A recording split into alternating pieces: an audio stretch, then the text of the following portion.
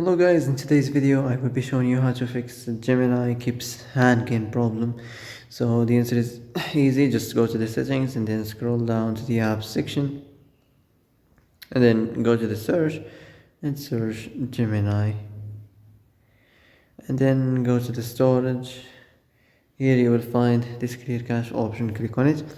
Now you can go check it if it worked, and if it didn't you can try to restart your phone or turn the Wi-Fi off and on, or the Bluetooth or the airplane mode. Also you can try to clear data, but be careful. If you clear data, all these applications data will be deleted. This includes all files, the settings, the accounts, the databases, etc.